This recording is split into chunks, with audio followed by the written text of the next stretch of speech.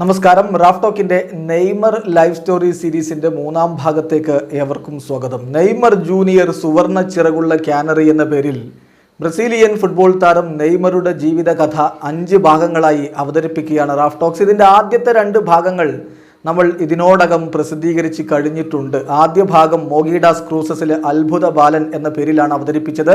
അതിൽ നെയ്മറുടെ ജനനം മുതൽ സാന്റോസ് ക്ലബിൽ തൻ്റെ ആദ്യത്തെ പ്രൊഫഷണൽ കരാർ ഒപ്പിടുന്നത് വരെയുള്ള കാര്യങ്ങളാണ് പറഞ്ഞത്. രണ്ടാമത്തെ ഭാഗത്തിൻ്റെ പേര് സാന്റോസിൽ പുതുയുഗ പിറവി എന്നതായിരുന്നു. അതിൽ സാന്റോസിലെ അദ്ദേഹത്തിൻ്റെ കരിയറാണ്, അതായത് സാന്റോസിന് വേണ്ടി അദ്ദേഹത്തിൻ്റെ അരങ്ങേറ്റ മത്സരം കളിച്ചത് മുതൽ 2013 കോൺഫെഡറേഷൻ കപ്പിൽ ബ്രസീൽ മുത്തമിടുന്നത് വരെയുള്ള സംഭവ വികാസങ്ങളാണ് പറഞ്ഞത്. മൂന്നാമത്തെ ഭാഗമായ ഇന്ന് നമ്മൾ അവതരിപ്പിക്കുന്ന ഈ വീഡിയോയുടെ പേര് രാത്രികളുടെ രാജകുമാരൻ കാറ്റലൻ നഗരത്തിൽ എന്നാണ്. ഇതിന് ഇങ്ങനെ ഒരു പേര് വരാൻ കാര്യമുണ്ട്, നമുക്ക് പിന്നീട് വഴിയെ പറയാം. ഏതായാലും ഈ ഒരു എപ്പിസോഡിൽ നമ്മൾ പറയുന്നത് നെയ്മറുടെ FC ബാഴ്സലോണയിലെ കരിയറാണ്, അദ്ദേഹത്തിൻ്റെ ബാഴ്സലോണ നഗരത്തിലെ ജീവിതത്തെക്കുറിച്ചാണ്. FC ബാഴ്സലോണയിൽ നെയ്മർ സൈൻ ചെയ്ത കാര്യം നമ്മൾ നേരത്തെ തന്നെ രണ്ടാമത്തെ ഭാഗത്തിൻ്റെ അവസാന ഒരു ഭാഗത്ത് നമ്മൾ പറഞ്ഞതാണ്, രണ്ടാമത്തെ എപ്പിസോഡിൽ നമ്മൾ പറഞ്ഞതാണ്. ഇന്ന് നമ്മൾ ആരംഭിക്കുന്നത് അദ്ദേഹത്തെ ബാഴ്സലോണയിൽ അവതരിപ്പിക്കുന്നത് മുതലാണ്. ജൂൺ 3-നാണ് FC ബാഴ്സലോണ ക്യാമ്പ് നൗവിൽ നെയ്മറെ പ്രസന്റ് ചെയ്യുന്നത്. ഒരു വലിയ ജനക്കൂട്ടം തന്നെ അദ്ദേഹത്തെ കാണാൻ വേണ്ടി അവിടെ എത്തിയിരുന്നു എന്നതാണ് ഏറ്റവും പ്രധാനപ്പെട്ട കാര്യം. 56,500 പേര്, അതായത് 1,00,000-ലധികം ആളുകൾ നെയ്മർ എന്ന യുവ ഫുട്ബോൾ താരത്തെ കാണാൻ വേണ്ടി ക്യാമ്പ് നൗവിലെത്തിയിരുന്നു. അതിനൊരു കാരണമുണ്ട്. അപ്പോഴേക്കും നെയ്മർ വലിയ തോതിലുള്ള പ്രശസ്തിയിലേക്ക് എത്തിയിരുന്നു എന്നത് തന്നെയാണ് അതിന് കാരണം. ബ്രസീലിയൻ ലീഗിലെ മികവിനപ്പുറം അദ്ദേഹത്തിൻ്റെ കോപ്പ ലിബർട്ടഡോറസിൽ പ്രകടിപ്പിച്ച മികവും പുഷ്കാസ് അവാർഡും എല്ലാം ചേർന്ന് അങ്ങനെ അദ്ദേഹം ഒരു മികച്ച രൂപത്തിലേക്ക് എത്തിയിരുന്നു. വലിയ പ്രതീക്ഷകളോടെ തന്നെയാണ് FC ബാഴ്സലോണ അദ്ദേഹത്തെ സൈൻ ചെയ്യുന്നത്. അത്തരത്തിൽ തന്നെയാണ് ആരാധകരും അദ്ദേഹത്തെ വരവേറ്റത്. ഏതായാലും പിന്നീടുള്ള ആ ഒരു ആദ്യ വർഷം 2013-14 സീസൺ നെയ്മറെ സംബന്ധിച്ചിടത്തോളം അദ്ദേഹത്തിൻ്റെ സ്പെയിനിലേക്കുള്ള ഒരു അഡാപ്ഷൻ പീരീഡ് ആയിരുന്നു. ഇത് പറയാനുള്ള കാരണം സ്വാഭാവികമായിട്ടും ബ്രസീലിയൻ ലീഗിൽ നിന്ന് അന്ന് വരെ ബ്രസീലിയൻ ലീഗിൽ മാത്രം കളിച്ചിട്ടുള്ള ഒരു താരത്തിന് FC ബാഴ്സലോണ പോലെയുള്ള ഒരു ക്ലബിൽ ലാലീഗയിൽ കളിക്കാൻ പെട്ടെന്ന് തന്നെ അത്ര അധികം മികവ് കാണിക്കാൻ കഴിഞ്ഞേക്കില്ല എന്നത് യാഥാർത്ഥ്യമാണ്.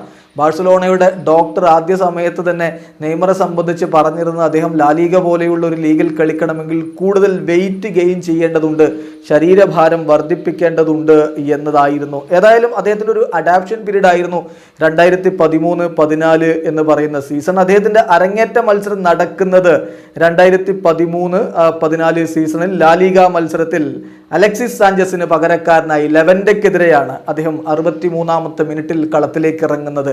അതാണ് ബാഴ്സയിലെ അദ്ദേഹത്തിൻ്റെ ഔദ്യോഗികമായ അരങ്ങേറ്റം. Super Copa de España 2013 Super Copa de എസ്പാനയാണ് ബാഴ്സലോണക്കൊപ്പം അദ്ദേഹം നേടുന്ന ആദ്യത്തെ കിരീടം. അതിൻ്റെ ആദ്യപാദ മത്സരത്തിൽ ഡാനി ആൽവസിൻ്റെ ആ ഒരു ക്രോസിൽ നിന്ന് അദ്ദേഹം പന്ത് വലയിലേക്ക് എത്തിച്ചുകൊണ്ട് തൻ്റെ ആദ്യ ഗോൾ നേടുകയുണ്ടായി. അത്ലറ്റിക്കോ മാഡ്രിഡിനെതിരെയായിരുന്നു ആ മത്സരം. പെഡ്രോക്ക് പകരക്കാരനായാണ് അദ്ദേഹം അന്ന് കളത്തിലേക്ക് ഇറങ്ങിയത്. അദ്ദേഹം ആദ്യ പാദത്തിൽ ഒരു ഗോൾ നേടുകയും ചെയ്തു. ഏതായാലും ആ സീസണിൽ അദ്ദേഹം ഒരു അഡാപ്ഷൻ പീരീഡിലൂടെയാണ് കടന്നുപോയത്. 2013-14 സീസൺ കഴിഞ്ഞതോടുകൂടി 2014 വേൾഡ് കപ്പിൻ്റെ സമയമായി. സ്വന്തം നാട്ടിലാണ് വേൾഡ് കപ്പ് നടക്കുന്നത്. ബ്രസീലിനെ സംബന്ധിച്ചിടത്തോളം വളരെ പ്രധാനപ്പെട്ട ഒരു വികാരപരമായി തന്നെ വലിയ പ്രാധാന്യം കൊടുത്തൊരു ടൂർണമെൻ്റ് ആയിരുന്നു അത്. കാരണം നമുക്കറിയാം, നേരത്തെ മാറക്കാന ദുരന്തം അവർക്കറിയാവുന്നതാണ്. സ്വന്തം നാട്ടിൽ വേൾഡ് കപ്പ് നടന്നപ്പോൾ അത് കിട്ടാതെ പോയതിൻ്റെ എല്ലാ വിഷയവും ഉണ്ട്. അത് പരിഹരിക്കാൻ വേണ്ടി ലൂയി ഫിലിപ്പെ സ്കോളരി നെയ്മർ ജൂനിയർ മുന്നിൽ നിർത്തിക്കൊണ്ടാണ് ടീമിൻ്റെ എല്ലാ തന്ത്രങ്ങളും മെനഞ്ഞത്. 2013 കോൺഫെഡറേഷൻ കപ്പിൽ അദ്ദേഹത്തെ മുന്നിൽ നിർത്തി മെനഞ്ഞ തന്ത്രങ്ങൾ വിജയം കാണുകയും ബ്രസീൽ ചാമ്പ്യന്മാരാവുകയും ചെയ്തു. മാത്രമല്ല, അന്ന് വരെ ലോകത്ത് മികച്ച ഫോമിൽ കളിച്ചുകൊണ്ടിരുന്ന സ്പെയിനിനെ, അവരുടെ ടിക്കി ടാക്കയെ, സ്പെയിനിനെ ഒക്കെ തച്ച് തകർക്കാൻ അന്ന് നെയ്മറെ വെച്ചുള്ള സ്കൊളാരിയുടെ തന്ത്രങ്ങൾക്ക് കഴിഞ്ഞിരുന്നു. അതുകൊണ്ട് തന്നെ സ്കൊളാരി നെയ്മർ എന്ന താരത്തെ മുന്നിൽ നിർത്തി അദ്ദേഹത്തോടൊപ്പം കുറച്ച് ആവറേജ് താരങ്ങളെയും ചേർത്തുകൊണ്ടാണ് യഥാർത്ഥത്തിൽ അന്ന് ടീം ഉണ്ടാക്കിയത്. നെയ്മർ മിന്നുന്ന പ്രകടനം കാഴ്ചവെച്ചതോടുകൂടി വളരെ അനായാസം ടീം സെമി ഫൈനലിലേക്ക് എത്തി. പക്ഷേ ദൗർഭാഗ്യമെന്ന് പറയട്ടെ, ക്വാർട്ടർ ഫൈനലിൽ ഒരു വലിയ അത്യാഹിതം നടന്നു. ക്വാർട്ടർ ഫൈനൽ മത്സരം, ബ്രസീലിൻ്റെ ക്വാർട്ടർ ഫൈനൽ മത്സരം കൊളംബിയയ്ക്കെതിരെയായിരുന്നു. ആ മത്സരത്തിൻ്റെ അവസാന നിമിഷങ്ങളിൽ നെയ്മർ പരിക്കേറ്റ് വീഴുന്നത് എല്ലാവരും കണ്ടതാണ്. ഇവാൻ കാമില സുനിക എന്ന് പറയുന്ന ഒരു കൊളംബിയൻ താരം ഏതാണ്ടൊരു ഗുണ്ടാ സ്റ്റൈലിൽ എന്ന് തന്നെ വിശേഷിപ്പിക്കാവുന്ന രൂപത്തിൽ ചാടി ഉയർന്നുകൊണ്ട് നെയ്മറുടെ നട്ടെല്ലിന് പരിക്കേൽക്കുന്ന വിധത്തിൽ കാൽമുട്ടുകൊണ്ടൊരു പ്രയോഗം നടത്തി. മത്സരം ഏതാണ്ട് അവസാനിക്കാൻ മിനിറ്റുകൾ മാത്രമേ ആ സമയത്ത് ശേഷിക്കുന്നുണ്ടായിരുന്നുള്ളൂ. മാത്രമല്ല മൈതാന മധ്യത്തിനോടടുത്താണ് ആ പന്ത് ലഭിക്കുന്നത്. ഒരു തരത്തിലുള്ള അറ്റാക്കിംഗ് മൂവും അപ്പോൾ ബ്രസീലിൻ്റെ ഭാഗത്ത് നിന്ന് ഉണ്ടായിരുന്നില്ല. എന്നിട്ടും അത്തരത്തിലുള്ള ഒരു അറ്റാക്ക് എന്തിനു സുനിക നടത്തി എന്നത് അദ്ദേഹത്തിന് മാത്രമേ അറിയൂ. ഏതായാലും നെയ്മർ അവിടെ വീഴുന്നതാണ് എല്ലാവരും കാണുന്നത്. നെയ്മറുടെ അടുത്തേക്ക് ഓടിച്ചെന്ന മാഴ്സലോ വളരെ പരിഭ്രാന്തനായി കാണപ്പെട്ടു. നെയ്മർ ആണെങ്കിൽ വേദനയിൽ കിടന്ന് പുളയുകയാണ്. നെയ്മറോട് മാഴ്സലോ ചോദിച്ചു, എന്താണ് താങ്കൾക്ക് ഇപ്പോൾ ഫീൽ ചെയ്യുന്നത് എന്ന് ചോദിച്ചപ്പോൾ നെയ്മറുടെ മറുപടി, പിന്നീട് മാഴ്സലോ പറഞ്ഞതാണ്, നെയ്മറുടെ മറുപടി എനിക്കെൻ്റെ കാലുകൾ ദേഹത്തുണ്ട് എന്ന് തോന്നുന്നില്ല എന്നായിരുന്നു. അത് സ്വാഭാവികമായിട്ടും നട്ടെല്ലിന് ക്ഷതമേറ്റതുകൊണ്ട് അരക്ക് താഴേക്കുള്ള ഭാഗത്തേക്ക് ഒരു തരിപ്പ് അനുഭവപ്പെട്ടതുകൊണ്ട് നെയ്മർക്ക് തൻ്റെ കാലുകൾ ദേഹത്തില്ല എന്ന് തോന്നിയതാണ്. ഇത് പിന്നീട് ബ്രസീലിൻ്റെ ഡോക്ടർ തന്നെ വിശദമായി കാര്യങ്ങൾ പുറത്തു പറയുകയുണ്ടായി. വളരെ ഫ്രാൻറ്റിക്കായ രൂപത്തിൽ മാഴ്സലോ സഹായത്തിന് വേണ്ടി അഭ്യർത്ഥിച്ചു. ഒരു സ്ട്രെച്ചറിൽ നെയ്മറെ പുറത്തേക്ക് കൊണ്ടുപോകുന്ന കാഴ്ച ബ്രസീലിയൻ ഫുട്ബോളിനെ സ്നേഹിക്കുന്ന ഓരോ ഫുട്ബോൾ പ്രേമിയും ഇന്നും ദുഃഖത്തോടെ മനസ്സിൽ ഓർത്ത് വെച്ചിട്ടുണ്ടാകും. ഏതായാലും നെയ്മർ പോയതോടുകൂടി ബ്രസീൽ ടീം വെറും ഒരു ആൾക്കൂട്ടമായി മാറി. മത്സരത്തെ വികാരപരമായി കാണാൻ ലൂയി ഫിലിപ്പെ സ്കോളറി ശ്രമിച്ചു എന്നുള്ളതും കൂടി കാണണം. സെമി ഫൈനൽ മത്സരത്തിൽ നെയ്മർ ഇല്ലെങ്കിലും അദ്ദേഹത്തിൻ്റെ സാന്നിധ്യം കൂടെയുണ്ടെന്ന് കാണിക്കുന്നതിന് വേണ്ടി നെയ്മറുടെ ജേഴ്സി പിടിച്ചുകൊണ്ട് നാഷണൽ ആന്തം ചൊല്ലുന്ന സമയത്ത് ഗ്രൗണ്ടിലേക്ക് പോയ ബ്രസീൽ ടീം അപഹാസ്യമായത് നമ്മൾ കണ്ടതാണ്. അത് മത്സരത്തെ വിവേകപൂർണ്ണം കാണുന്നതിന് പകരം വികാരപരമായി കാണാൻ ശ്രമിച്ചു.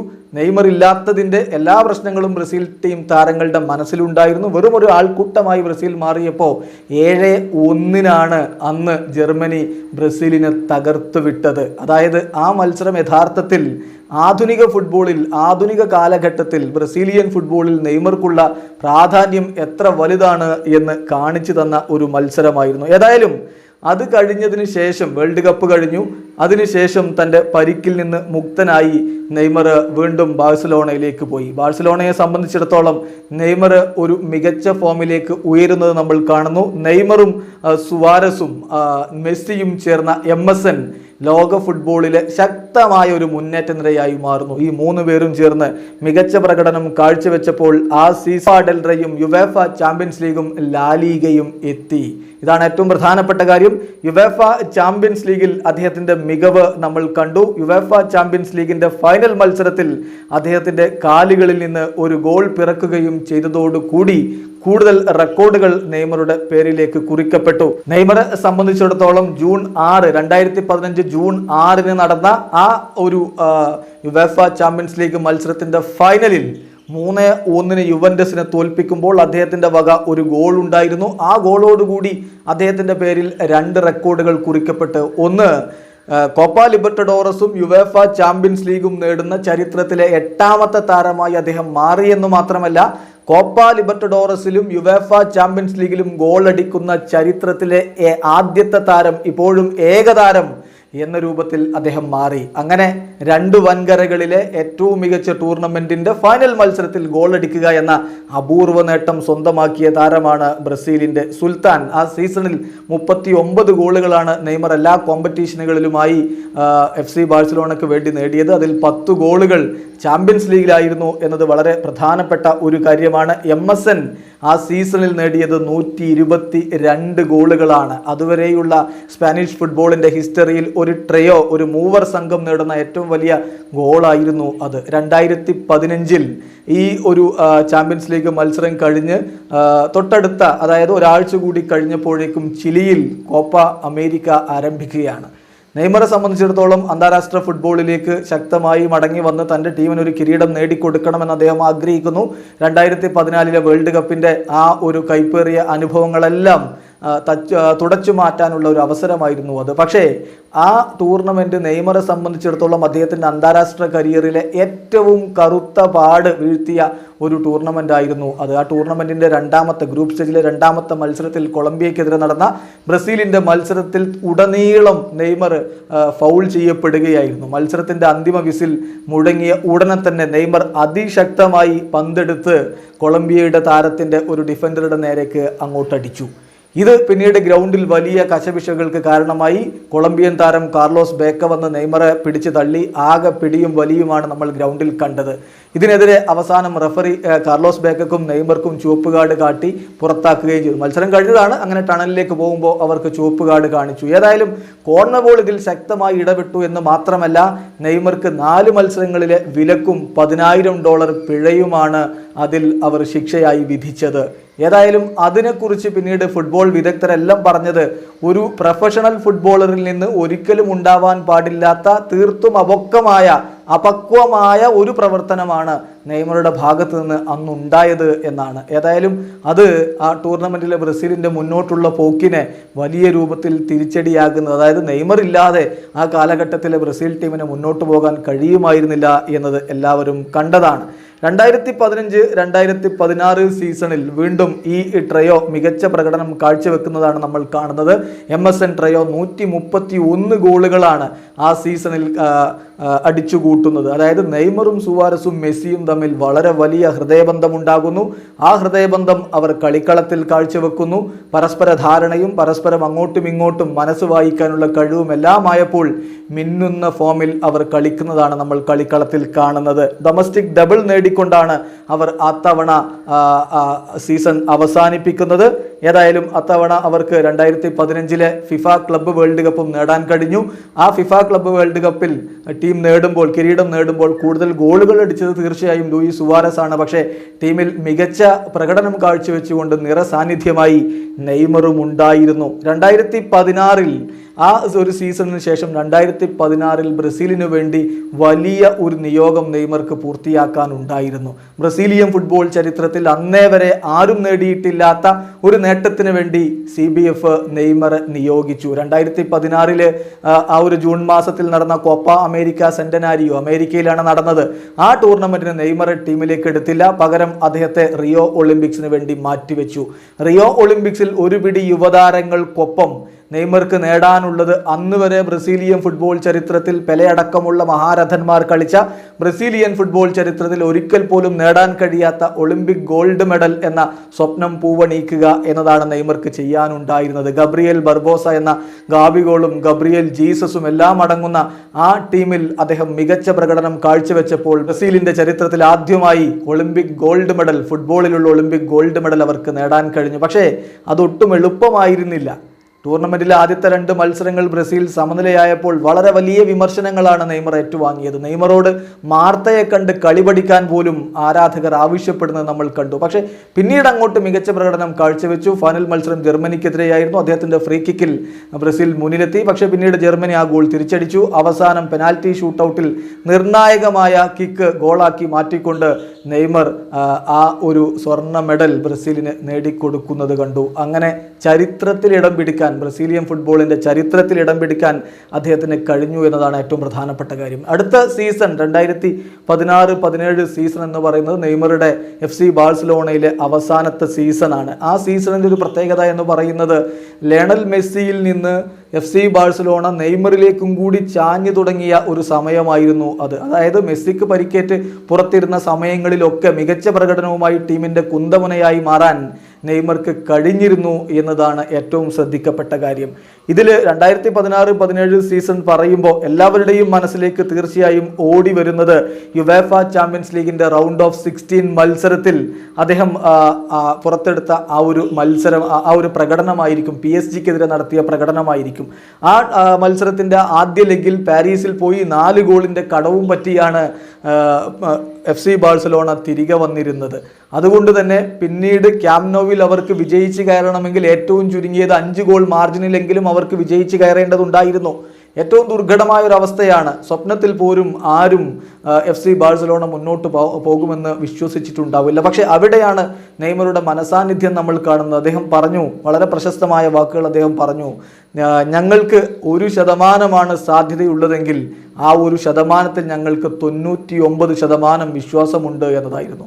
അത് അദ്ദേഹം കളിക്കളത്തിലും പിന്നീട് നമുക്ക് കാണിച്ചു തന്നു. മത്സരം തീരാൻ 7 മിനിറ്റ് മാത്രം ബാക്കി നിൽക്കുന്ന സമയത്ത് 3-1 ലീഡ് നേടാൻ മാത്രമേ FC ബാഴ്സലോണക്ക് കഴിഞ്ഞുള്ളൂ. പക്ഷെ പിന്നീട് അങ്ങോട്ടുള്ള ഒരു 8 മിനിറ്റ് സമയം നെയ്മർ അത്ഭുതങ്ങൾ കാണിച്ച സമയമാണ്.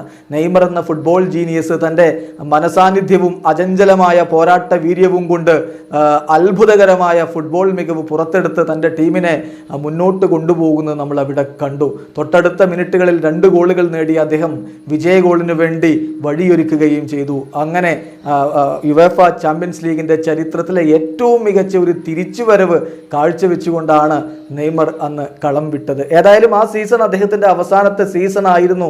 FC ബാഴ്സലോണയിലെ ഗ്രനഡയ്ക്കെതിരെ അദ്ദേഹം 2017 ഏപ്രിൽ 2 നേടിയ ഗോള് ബാഴ്സലോണയുടെ ജെയ്സിയിൽ അദ്ദേഹത്തിൻ്റെ 100ാമത്തെ ഗോളായിരുന്നു. ആ സീസണോടുകൂടി അദ്ദേഹം ബാഴ്സലോണ വിടുകയാണ് ചെയ്തത്. ഏതായാലും ബാഴ്സലോണയിൽ അദ്ദേഹത്തിൻ്റെ ജീവിതം എന്ന് പറയുന്നത് വളരെ വലിയ തരത്തിലുള്ളൊരു ആഘോഷത്തിൻ്റെ ജീവിതം കൂടിയായിരുന്നു. ബാഴ്സലോണ നഗരത്തിലെ പബ്ബുകളിലും അതുപോലെ ബാറുകളിലും മറ്റു പാർട്ടികളിലുമൊക്കെ അദ്ദേഹം കൂട്ടുകാരുമൊത്ത് അങ്ങ് അർമാദിച്ച് നടക്കുന്നതാണ് നമ്മളെല്ലാവരും കാണുന്നത്. അതുകൊണ്ട് തന്നെ രാത്രികളിലെ പാർട്ടികൾ ഇഷ്ടപ്പെടുന്നത് കൊണ്ട് അദ്ദേഹത്തിന് സഹതാരങ്ങൾ ഒരു പേരിട്ടു, ദി പ്രിൻസ് ഓഫ് നൈറ്റ്, അതായത് രാത്രികളുടെ രാജകുമാരൻ. പലപ്പോഴും പാർട്ടികളിൽ അദ്ദേഹം സ്വന്തം അമ്മയെയും കൊണ്ടാണ് പോയിരുന്നത്. സ്വന്തം അമ്മയെ കൊണ്ട് പാർട്ടികളിലേക്ക് പോകുന്നത് പലപ്പോഴും ആളുകളുടെ ഇടയിൽ കൗതുകമുണർത്തിയപ്പോൾ അദ്ദേഹം ഒരു മറുപടി അതിനെക്കുറിച്ച് പറഞ്ഞിട്ടുണ്ട്. അമ്മയാണ് എൻ്റെ കൂടെ എൻ്റെ എല്ലാ ബുദ്ധിമുട്ടുകളിലും ഉണ്ടായിരുന്നത്. കുടുംബം നോക്കിയത് അമ്മയാണ്. അമ്മ ഉണ്ടായിരുന്നില്ലെങ്കിൽ, അമ്മയുടെ പിന്തുണ ഉണ്ടായിരുന്നില്ലെങ്കിൽ എനിക്കൊന്നും ആകാൻ കഴിയുമായിരുന്നില്ല എന്നാണ് ഇതിനെക്കുറിച്ച് നെയ്മർ പറഞ്ഞത്. നെയ്മറുടെ ദി ടോയ്സ് എന്ന് വിളിപ്പേരുള്ള ചങ്ങാതിക്കൂട്ടം അവിടെ കാറ്റലൻ നഗരത്തിൽ അങ്ങ് വല്ലാത്ത രൂപത്തിൽ ആഘോഷിച്ച് ജീവിക്കുകയായിരുന്നു. ഈ ടോയ്സ് എന്ന് പറയുന്ന ചങ്ങാതിക്കൂട്ടത്തെക്കുറിച്ച് ഒരല്പം വിശദമായി പറയേണ്ടതുണ്ട്. അതിനെക്കുറിച്ച് നമുക്ക് അടുത്തൊരു വീഡിയോയിൽ പറയാം. കാരണം നമുക്കറിയാം നെയ്മറുടെ ജീവിതത്തെ ഒരർത്ഥത്തിൽ കൃത്യമായി മാനേജ് ചെയ്യുന്നതും അതിനെ നിയന്ത്രിക്കുന്നതും ഒക്കെ ഈ ടോയ്സ് ആണ്. ടോയ്സിനെ കുറിച്ചുള്ള വിശകലനങ്ങളും വിശദീകരണങ്ങളും ഒക്കെയായി നമുക്ക് അടുത്ത വീഡിയോയിൽ കാണാം. അടുത്ത വീഡിയോയുടെ പേര് സുൽത്താനും പരിവാരങ്ങളും പാരീസിൽ എന്നാണ്. അതായിരിക്കും നമ്മളുടെ നെയ്മർ ലൈഫ് സ്റ്റോറിയുടെ 4ാം ഭാഗം. പിന്നീട് ഒരു ഭാഗം കൂടി പറഞ്ഞുകൊണ്ട് നമ്മൾ ഈ ജീവിതകഥ അവസാനിപ്പിക്കും. വീഡിയോ അവസാനിക്കുന്നു. ഫുട്ബോൾ ലോകത്തെ കൂടുതൽ വിശേഷങ്ങളുമായി റാഫ് ടോക്സ് വീണ്ടും എത്താം.